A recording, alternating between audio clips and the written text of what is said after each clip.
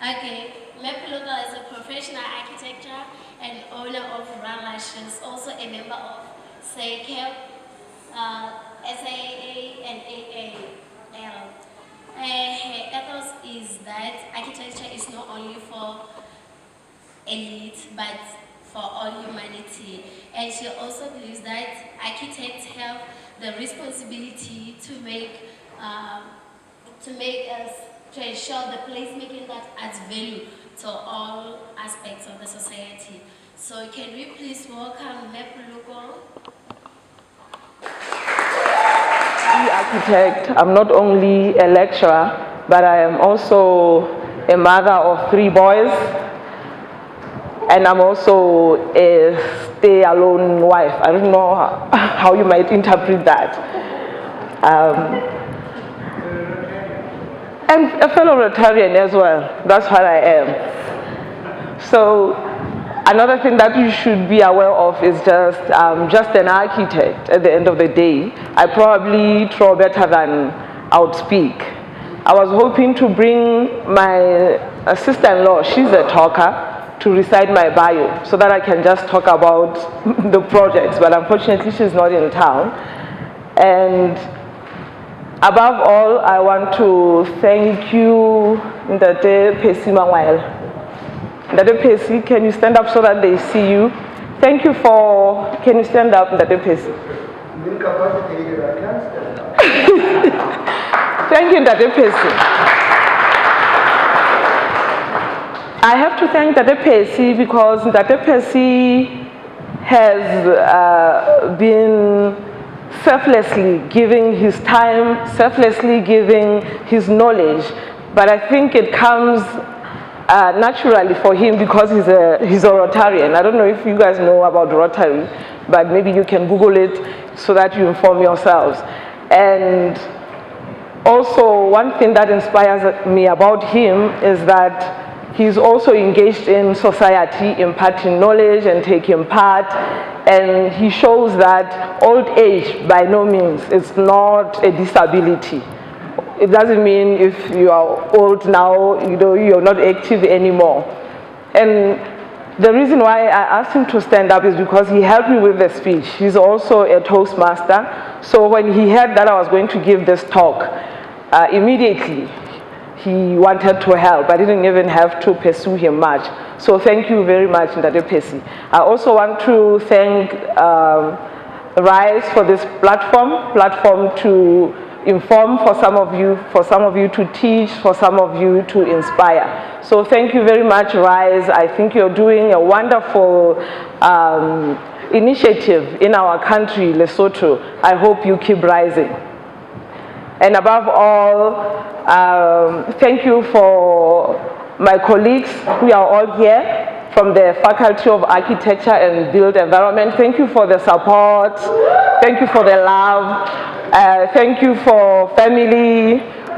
Thank you also for my fellow Rotarians who are here, PP Meg, PP Pesi for being here. And also thank you to our fellow students, our future architects, and everybody who came at large. Thank you so much for being here.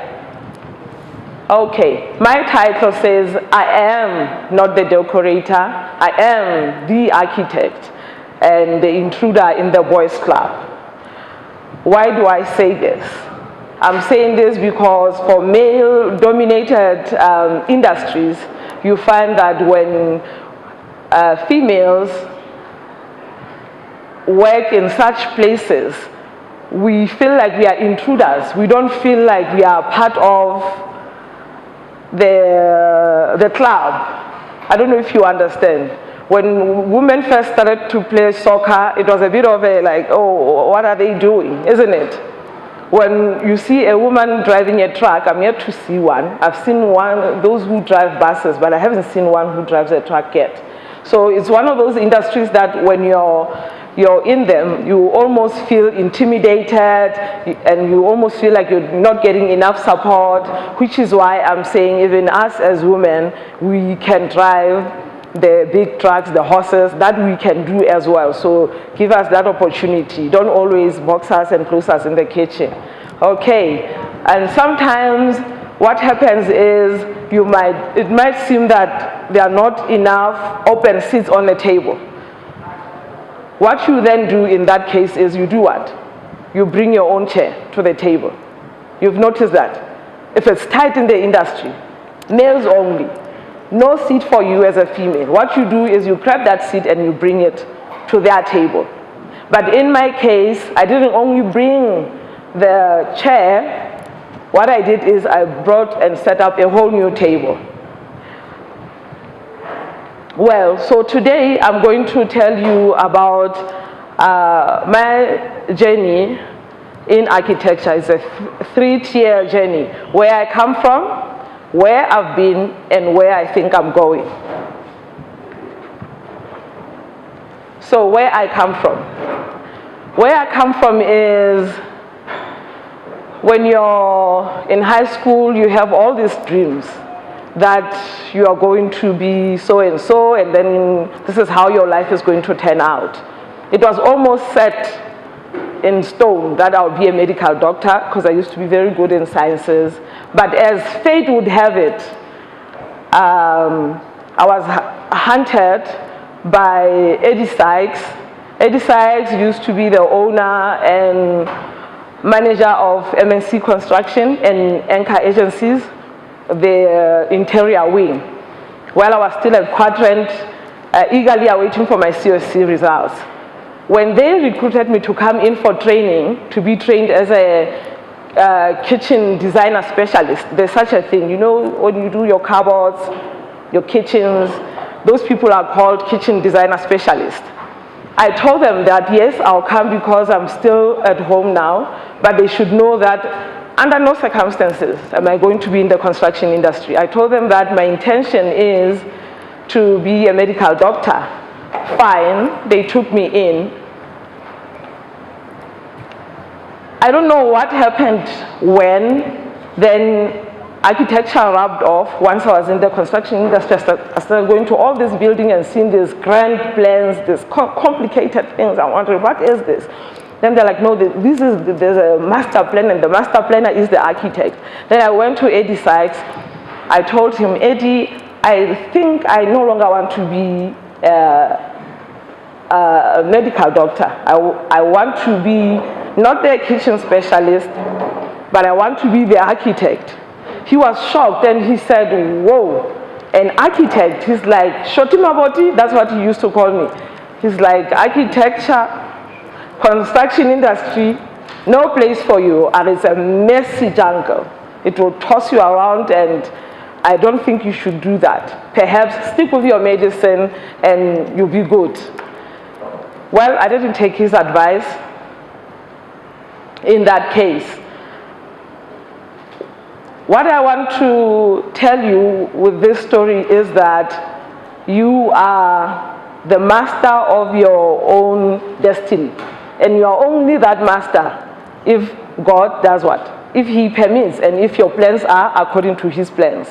That is something that we shouldn't forget, because as I had soon found out that you are planning to be a medical doctor, being in sciences, all of a sudden there I am going crazy now wanting to study architecture. Okay, so fast forward to varsity, they took me in. And before that, actually, I wanted to say it was a bit awkward for Eddie to think that it is fine for me to be in the construction industry and be in the kitchen, design kitchens. But once I said I want to be an architect, then he's like, oh no, maybe that is not a crown for you. So what I want to say is perhaps it's important that women should not be boxed anymore into certain roles, into certain responsibilities. Like as a woman, then you're the secretary. You can be the teacher. You can be the nurse. And once you start dreaming bigger than that and wanting to do other things which seem more masculine, then you start to be questioned, you know, as if you don't have capability. So fast forward to varsity, I soon found out that Eddie was right about one thing. Architecture is demanding, it's difficult. Architecture will take all of your money, even your pocket money. Emotionally, you'll be drained. Physically, you'll be drained. So architecture is one course that is very, very, very demanding, but I managed to survive first year. And you think architecture was that hard enough. I still managed to get me a baby in second year. So that led to me taking a 2-year gap. So it was a pause in my life, those 2 years. Those 2 years, it might have seemed like something negative because here you are at school and then you meet the stumbling block, or it could be a blessing. But for me, those 3 years, the 2 years, was time for me to heal emotionally, to heal mentally, and also to heal physically. I came back better when I went back to school. But for some of you, that baby might be a stumbling block, it might be a hurdle in finances, it might be financial issues, it might be anything that could be interfering in your life. Don't look at it as a negative aspect. Take that in. Take that time in to do what? To reflect, right? Then you want to use that time to perhaps reflect, to say where am I now? What am I doing now? Okay, and to say, what is the next step from here? So you need to reflect, that in that time you need to regenerate, and then you need to do what? Rebuild yourself in that meantime. Okay, all right. So I went back to do my second year, and it's very difficult to even tell you about my journey, either in school or in life, because it's interwoven, tangled, and it was a maze.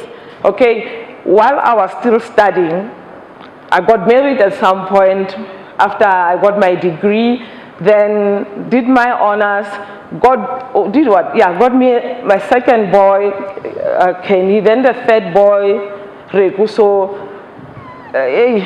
everything happened in parallel, okay? It was never a straight line. It was one of those, I would say, fairy tales, because life is full of turbulences. It's a windy road. Life is a windy road. So sometimes you might find that you can't go from 1 to 5. Go to school, finish school, get married, and have kids. In my case, it was an entanglement. It was a jungle gym, but I think it added a whole lot of texture to my life, and it added a whole lot of meaning, because in that time, remember, you're going through so many experiences, so you don't take it negatively, okay? You go through that fire so that you can be a better person. Look at gold now. We have beautiful jewelry with gold, but before gold can be that beautiful piece on your neck or on your ring, it has to go through what? Through the fire. So the fire sometimes, or always, is always good to shape us into the people that we are today. And it is always good because along those times when you are getting challenges, also your character has been rebuilt, your character has been challenged, you're being challenged, so that you become the person who eventually you should be. Okay, so that was my life, entangled, a jungle gym. So I am going now into where I've been. Where I've been mostly is where I've worked and what happened when I was there. I started working at IKM Studio Architects 2006 to 2011. Remember, I said parallel, simultaneous, entanglement. 2006, that's when I was doing my second year, I think. But yeah, so I was working and going to school. I've always been doing doubles. I don't know what's with me and doubles. So this is one of the projects that I worked on. It's a Transberg District Hospital. I'm not going to go in depth in explaining the projects that I did through my experience, but I just want to tell you the story per a company that I worked on. When I worked here, like I told you, there will be challenges in life. There was a time when I couldn't register because I owed 9,000. My boss then, Mr. Mabudu, then decided to pay the 9,000. There was a time when I needed accommodation. Then he took me in and I stayed in one of his houses. One of his houses. We had agreed that he would then deduct the 9,000 from my salary and deduct the rent money from the salary. But he didn't do that. I don't know why. Every time when it was month end, I was always shocked to find, oh, it wasn't deducted, but I didn't even want to ask him to say, hey, remember we had agreed that you will deduct that money. And the only time he would remember, that's when he got annoyed with me. When he was annoyed, then he would be like, Poloko, you still owe me. I want my money. I'm like, you can start deducting this month. But he never did. And with this story, what I want to tell you is you never get anywhere without getting help, people. It's very, very important to help people. Success, you can't own success and say, I did it. We get help along the way. Somebody along the way helped you, okay? But when you make mistakes, those that you have to own up. You have to own up to the mistakes, but you can't claim success and say it was on your own. It's never on your own. It means you got help along the way. In that saying is that if you get help now, make sure that in the future you help someone. I still don't sleep very well because I'm not yet taking anyone to school. I'm not yet paying fees for anyone because I have to give back. You can't just receive. It's important that it's a two-way process. Perhaps it's one of the reasons why I felt compelled to join Rotary, because that's a bigger platform where then I can touch on people's lives. Then I know somebody is getting medicine because of me. Somebody is getting food because of me. Okay, so that's why it also goes back to that when I say it's important for all disciplines, not only in architecture, that when you're either an architect, a QS, or a banker, that you do your social responsibility, okay? Because no one ever gets to where they are on their own. So that's what I got from IKM Studio Architects. I got a lot of help from that.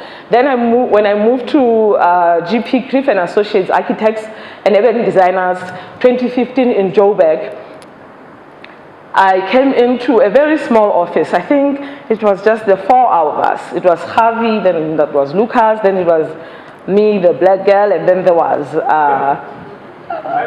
Paula. Although we should do away with titles, we should do away with female architect, black architect. We don't need those because when you study under one module, under one course, which is architecture. There's never a female architect, black architect. But once you start practicing, it's a different story. I don't know why. Anyway, that's not where I'm going with this. So I worked on projects like this, and somehow clinics and hospitals and churches, somehow they always find me. I don't know why. And it's almost in every office where I work. If there's a church to be done, Poloko should do it. I'm wondering why. If it's a clinic, Poloko should do it. So it happened. You saw at IKM Studio Architects, I was working on that Transberg Hospital.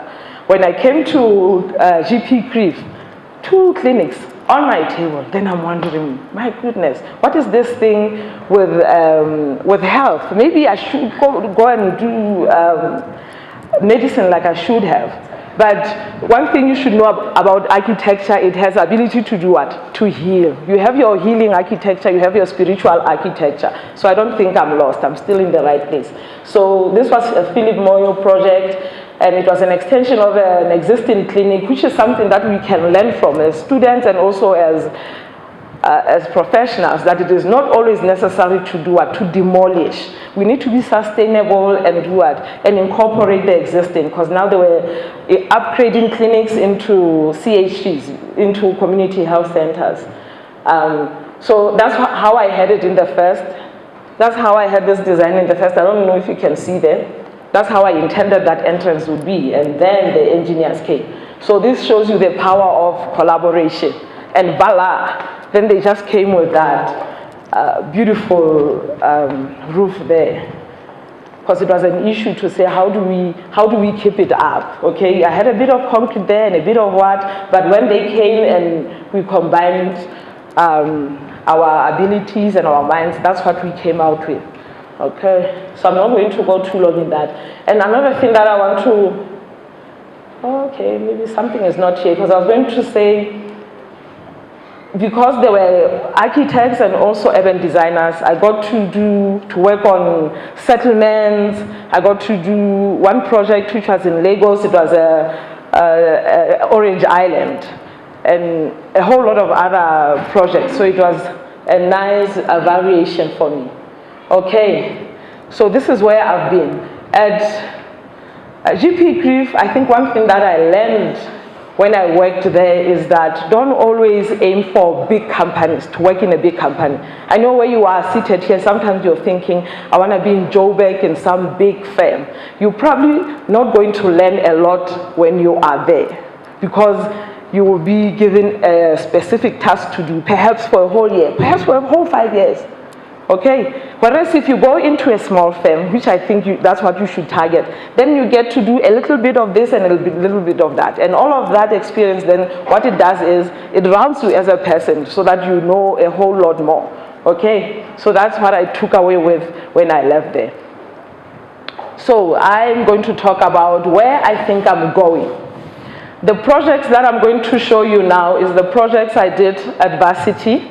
These projects capture Poloko as an architect, perhaps also capture the new table that I talked about. And I said, where does it come in? This new table, that is Rala Architects.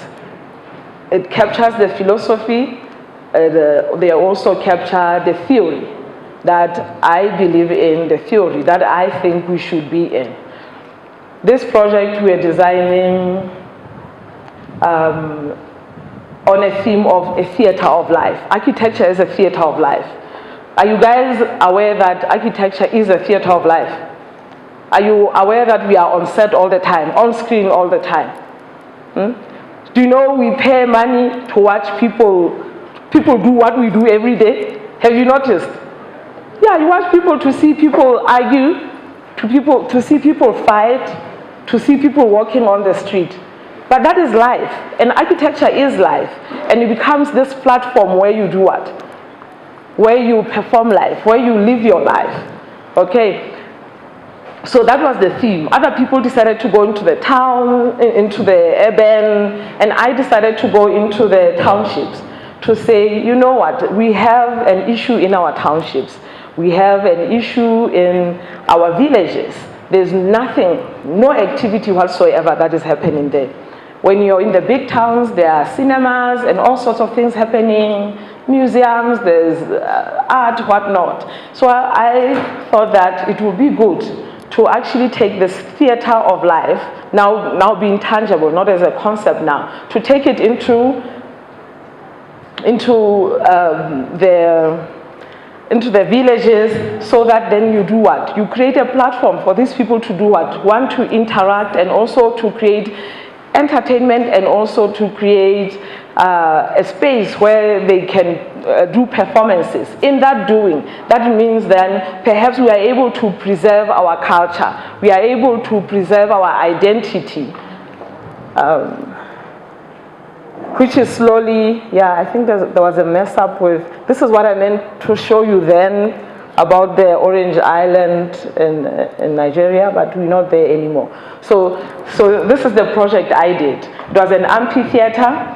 I had an amphitheater, then a place to cook, because you must know, if black people are having either a party or a mokete, without food, then it's not a function to us. Without food, we don't even go. We ask first, then we don't go. Okay, so food it becomes a part of us. That's who we are.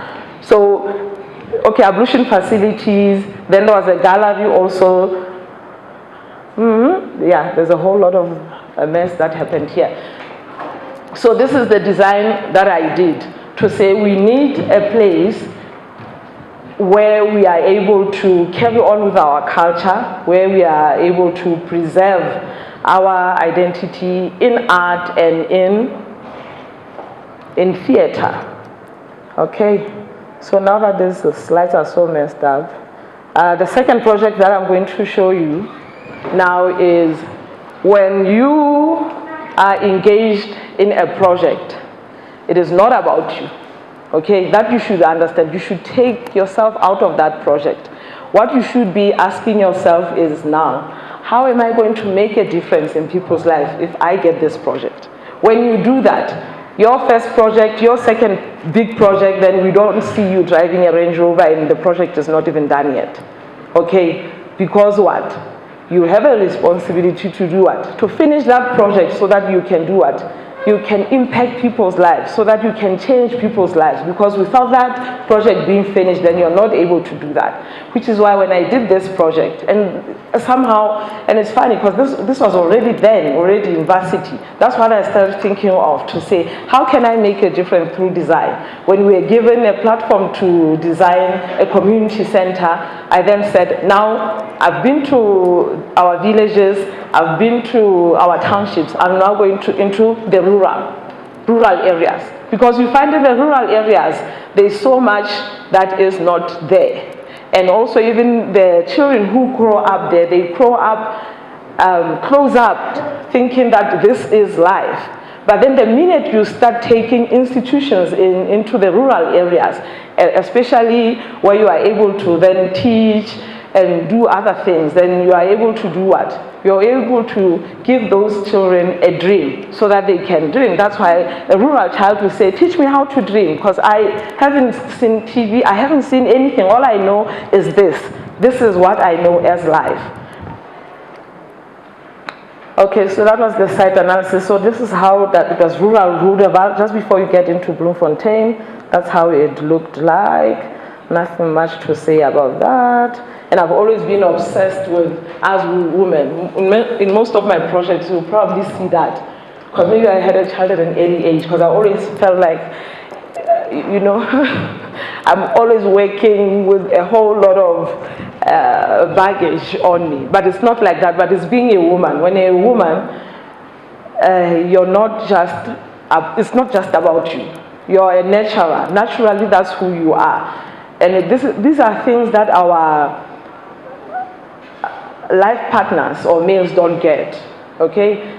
They are able to climb that ladder straight on. With you, there will be situations and issues and things that you can't ignore, that you have to go through. I just wanted to show you that context of Rudeval, and also why it's important also to sustain projects that we do. We need to go into sustainability. We don't always have to import things. Let's first look locally to say what is here that we can use, and also what are the skills that we have in Lesotho that we can use. We don't always have to import things from, where do people import things from here? Oh, from China. Yeah, I mean, we have to stop being consumers. Let's use what we have and do the best out of that. That will be sustainability. That African settlement, that I'll talk about it later. And here it is. And also to say, I don't know if you've noticed, there's so much ingenuity in our vernacular architecture. Do you guys agree or not?